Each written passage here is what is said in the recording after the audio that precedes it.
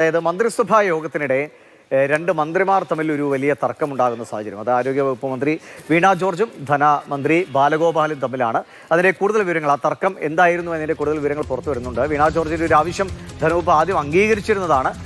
ധനവകുപ്പ് additional chief സെക്രട്ടറിയുടെ തീരുമാനം ധനമന്ത്രി തന്നെ പക്ഷേ വെട്ടി എന്നതാണ്. അതായത് തസ്തിക ആവശ്യവുമായി ബന്ധപ്പെട്ടാണ് ഇങ്ങനെയൊരു തർക്കത്തിലേക്കും അത് മന്ത്രിമാർ തമ്മിലുള്ള പോരിലേക്കും പോകുന്നത്. അപ്പോൾ അമൽ തെനമ്പറവിൽ നമുക്കൊപ്പമുണ്ട്. അമലെ, കുറച്ച് ആളുകളേ ഉള്ളൂ അല്ലേ മന്ത്രിപദത്തിലെല്ലാവരും, ഇനി പുതിയ ആളുകൾ വരാം, അവരെന്നെ തുടർച്ചയായി വരെ എന്തോ സംഭവിക്കാം.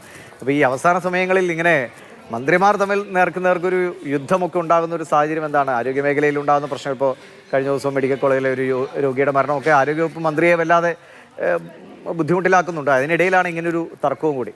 ഈ വിഷയം മന്ത്രിസഭാ യോഗം നടക്കുന്ന സമയത്ത് മന്ത്രിമാർ തമ്മിൽ തർക്കമുണ്ടായി എന്നുള്ളത് ഒരു പുതിയ വാർത്തയോ അല്ലെങ്കിൽ അങ്ങനെ ഞെട്ടേണ്ട വാർത്തയോ ഒന്നുമല്ല. പക്ഷേ പിണറായി സർക്കാരിൽ രണ്ട് മന്ത്രിമാർ, അതും CPM-ന്റെ രണ്ട് മന്ത്രിമാർ തർക്കമുണ്ടായി എന്ന് പറയുന്നത് അതൊരു പ്രശ്നം തന്നെയാണ്. അതിലേക്ക് എങ്ങനെ അസാധാരണമാണ് എന്ന് പറയേണ്ടി വരും. കാരണം ഇതിൻ്റെ വിഷയമെന്ന് പറയുന്നത് കേരളത്തിലെ ആരോഗ്യ മേഖല വലിയ പ്രതിസന്ധി നേരിടുകയാണ്.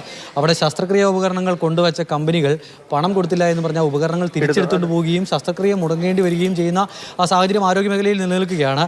കാരുണ്യക്ക് അനുവദിക്കാൻ പൈസയില്ല. അങ്ങനെ പല പ്രശ്നങ്ങൾ, സാമ്പത്തികമായി വലിയ പ്രതിസന്ധി ആരോഗ്യവകുപ്പ് നേരിടുന്നുണ്ട്. ആരോഗ്യവകുപ്പ് മാത്രമല്ല, എല്ലാ വകുപ്പുകളും ആ പ്രതിസന്ധി നേരിടുന്നുണ്ട്. കടുത്ത സാമ്പത്തിക പ്രതിസന്ധി സംസ്ഥാനത്തുണ്ട്. ധനമന്ത്രി മാത്രമാണ് അത് അംഗീകരിക്കാത്ത ഒരാൾ.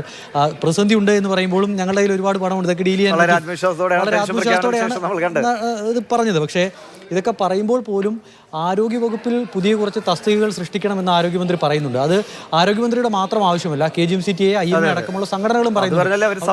അവരുടെ ജോലിഭാരം അത്രയ്ക്ക് കൂടുതലാണ്. ഒരു ഈ അപ്പം ചുട്ടെടുക്കുന്നത് പോലെ രോഗികളെ പറഞ്ഞു വിടേണ്ട അവസ്ഥയാണ്. വന്ന് ആളുകളെ ഇങ്ങനെ പാസ് ചെയ്ത് വിടേണ്ട അവസ്ഥ. അപ്പോൾ ആ പ്രതിസന്ധി അവർ നല്ലപോലെ അനുഭവിക്കുന്നുണ്ട്. 180. ഈ തിരുവനന്തപുരം ജനറൽ ആശുപത്രിയിലേക്ക് ക്യൂ എത്രയാണ്? അല്ലെങ്കിൽ മെഡിക്കൽ കോളേജിലേക്ക് ക്യൂ എന്ന് പറയുന്നത് OP-യിൽ നിൽക്കുന്ന ആളുകളുടെ എണ്ണം ഒരുപാടാണ്. അപ്പോൾ ആളുകളെ പരിചരിക്കാൻ ഡോക്ടർമാർക്ക് വേണ്ടത്ര സമയം കിട്ടുന്നില്ല.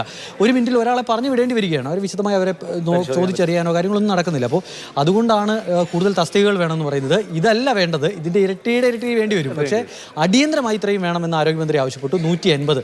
അത് കോന്നി, ഇടുക്കി, കാസർഗോഡ്, വയനാട് പുതിയതായി തുടങ്ങിയ മെഡിക്കൽ കോളേജുകളാണ്. അവിടേക്ക് ആളുകളെ നിയോഗിക്കുന്നതുമായി ബന്ധപ്പെട്ടാണ് 180 തസ്തിക പറഞ്ഞത്. പക്ഷേ അത് ഇതിൻ്റെ പ്രധാനപ്പെട്ട പ്രശ്നം എന്ന് പറയുന്നത്, ഇത് ബുധനാഴ്ച നടന്ന ക്യാബിനറ്റിലാണ് ഈ തർക്കം ഉണ്ടാകുന്നതും മുഖ്യമന്ത്രി ഇടപെടുന്നതും.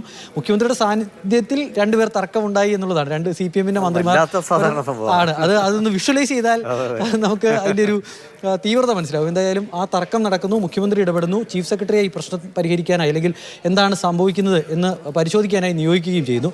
പക്ഷേ അതിനുശേഷം ഇപ്പോഴാണ് ആ വാർത്ത അന്ന് പുറത്തു വന്നില്ല. വേറെ ഏതെങ്കിലും ഒരു സർക്കാരിൻ്റെ കാലത്താണെങ്കിൽ ക്യാബിനറ്റിൽ ഒരു തർക്കം ഉണ്ടായാൽ പുറത്തു വന്നേനെ. ഇത് വൈകിയാണെങ്കിലും പുറത്തേക്ക് വന്നു എന്നുള്ളത് അത് ചില പ്രശ്നങ്ങൾ മൂലമാണ് എന്നുള്ള കാര്യത്തിൽ തർക്കമില്ല, അത് വ്യക്തമാണ്. എന്തായാലും തീരുമാനിച്ചിട്ട് പിന്നെ എന്തുകൊണ്ട് മന്ത്രി, അതായത് തീരുമാനിക്കുന്നത് ACS ഫിനാൻസ് ആണ്, അഡീഷണൽ ചീഫ് സെക്രട്ടറി ഫിനാൻസ് ആണ് ഈ പറയുന്ന 180 എന്ന് പറയുന്ന തസ്തികയ്ക്ക് അംഗീകാരം നൽകുന്നത്. പക്ഷേ ഇത് മന്ത്രിയുടെ അടുത്തേക്ക് എത്തുമ്പോൾ വെട്ടി 30 ആവുകയാണ്. അപ്പോൾ അതെങ്ങനെ സംഭവിച്ചു? ഒരു 150-ന്റെ കുറവ് എങ്ങനെ വന്നു എന്നുള്ളതാണ് ആരോഗ്യമന്ത്രിയെ ചൊടിപ്പിച്ചത്. അപ്പോൾ ആരോഗ്യമന്ത്രി പറഞ്ഞത് ഇത് ഈ നിലവിലെ ഉന്നയിച്ചിരിക്കുന്ന ആവശ്യം അംഗീകരിക്കാതെ മുന്നോട്ട് പോകാനാകില്ല എന്ന ഉറച്ച നിലപാടിൽ നിൽക്കുകയാണ്. ഇപ്പോഴും ഈ തർക്കത്തിന് പരിഹാരം ഉണ്ടായിട്ടില്ല എന്നുള്ളതാണ് പ്രധാനപ്പെട്ട വിഷയം. ഇത് പിണറായി സർക്കാർ ആയതുകൊണ്ട് മാത്രമാണ്. LDF സർക്കാർ എന്ന് പറയുന്നത് പിണറായി സർക്കാർ എന്ന് പറയുന്നത്. എന്തായാലും മുഖ്യമന്ത്രി ഈ വിഷയത്തിൽ ഒരു തീരുമാനം പറയും. അത് അംഗീകരിക്കുക എന്നതിനപ്പുറത്തേക്ക് ആർക്കും ഒന്നും ചെയ്യാനുണ്ടാകില്ല. പക്ഷേ തിരഞ്ഞെടുപ്പ് വരെ, എന്തായാലും തദ്ദേശ തിരഞ്ഞെടുപ്പ് കഴിയും വരെ ഈ വിഷയത്തിൽ ഈ ഒരു പരസ്യ തർക്കത്തിലേക്കൊന്നും പോകേണ്ടതില്ല. അല്ലെങ്കിൽ ഇതിന് നടപടി വേണ്ടില്ല, സാധ്യത വളരെ കുറവാണ്. അല്ല എങ്കിൽ ചീഫ് സെക്രട്ടറി അടിയന്തരമായി തന്നെ ഈ വിഷയത്തിൻ്റെ ഗൗരവം മുഖ്യമന്ത്രിയെ ബോധ്യപ്പെടുത്തി മുഖ്യമന്ത്രി തന്നെ നേരിട്ട് ഇടപെട്ട് ഒരു പ്രശ്നപരിഹാരം ഉണ്ടാക്കേണ്ടി വരും. കഴിഞ്ഞ 10 അല്ലെങ്കിൽ 9 വർഷക്കാലമെടുത്ത് പരിശോധിക്കുമ്പോൾ CPI മന്ത്രിമാരും അതോടൊപ്പം തന്നെ CPM മന്ത്രിമാരും ഒക്കെ തമ്മിൽ പല വിഷയങ്ങൾ വരും. ഏറ്റവും ഒടുവിൽ PM ശ്രീ വിഷയത്തിൽ പോലും തർക്കമൊക്കെ ഉണ്ടായതാണ്. പക്ഷേ ഇതങ്ങനെയല്ല. CPM മന്ത്രിമാരായ രണ്ടുപേർ തമ്മിലാണ് ഈ തർക്കം ഉണ്ടായിരിക്കുന്നത്. അതിൽ മുഖ്യമന്ത്രി ഇടപെടേണ്ടി വരുന്നു. പക്ഷേ ഇതൊക്കെ പറയുമ്പോഴും കഴിഞ്ഞ 2-3 ദിവസം ആ വാർത്ത അങ്ങനെ ഇരിക്കുകയായിരുന്നു. ഇപ്പോഴാണ് ഇത് പുറത്തേക്ക് വരുന്നത്. പക്ഷേ ഇത് പുറത്തേക്ക് വന്നതിന് ശേഷം കൂടുതൽ വിവരങ്ങൾ ഈ ACS ഇത് ഒപ്പിട്ട ശേഷമാണ്. ആരോഗ്യമന്ത്രിയുടെ ഭാഗത്തുണ്ട്. കാരണം ആ ഒരു സംവിധാനത്തിൽ വെച്ച് നോക്കുമ്പോൾ ഇത്രയും തസ്തികകൾ ആവശ്യമാണ്. രോഗി തന്റെ ബുദ്ധിമുട്ടുകൾ പറഞ്ഞ് ഈ ലോകത്തോട് വിട പറഞ്ഞു പോയിട്ടൊരു ദിവസമേ ആവുന്നു. പ്രശ്നങ്ങളിൽ ആരോഗ്യമേഖലയിൽ സമ്പൂർണ്ണ പ്രശ്നങ്ങളാണ്. പൈസ വേണം. പക്ഷെ പൈസ ഉണ്ടെന്നാണ്, മറ്റു കാര്യങ്ങൾക്കെല്ലാം പൈസ ഉണ്ട്. ഞങ്ങൾക്ക് സാമ്പത്തിക പ്രതിസന്ധി ഒന്നും കാര്യമായില്ല, കേന്ദ്രം കൂടി കുഞ്ഞായിട്ടൊന്ന് സഹായിച്ചാൽ ഇത് ഓടിപ്പോകും എന്നുള്ളതാണ് ആരോഗ്യമന്ത്രി പറഞ്ഞു വെക്കുന്നത്. ഉള്ളിലെ വേദന ആർക്കറിയുന്നു. ശരി, അപ്പൊ ഇതാണ് അവസ്ഥ. രണ്ട് മന്ത്രിമാർ തമ്മിലുള്ള ഒരു ഈഗോ ക്ലാഷ് ആവാതിരിക്കട്ടെ, അത് ആരോഗ്യമന്ത്രിയുടെ ഭാഗത്തു നിന്നുള്ള ഒരു ആവശ്യം വളരെ ന്യായമാണെന്ന കാര്യത്തിൽ ഒരു സംശയവും അല്ല. അത്രയേറെ പ്രശ്നങ്ങൾ ആരോഗ്യമേഖലയിലുണ്ട്, ആളുകളുടെ ക്ഷാമമടക്കം. അത് പരിഹരിക്കാനുള്ള ഒരു നടപടിയാണ് ആരോഗ്യമന്ത്രി ശ്രമിച്ചത്. പക്ഷേ അതിന് ധനമന്ത്രിയുടെ ഭാഗത്തു നിന്ന് ഒരു വെട്ടുവരിക എന്നത് അതിൻ്റെ ന്യായീകരണങ്ങളുണ്ടാകാം. പക്ഷേ ആരോഗ്യ സംവിധാനത്തെ സംബന്ധിച്ച് ആരോഗ്യമന്ത്രിയുടെ ആവശ്യം ന്യായമാണ്, അത് നടപ്പിലാക്കപ്പെടേണ്ടതുമാണ്.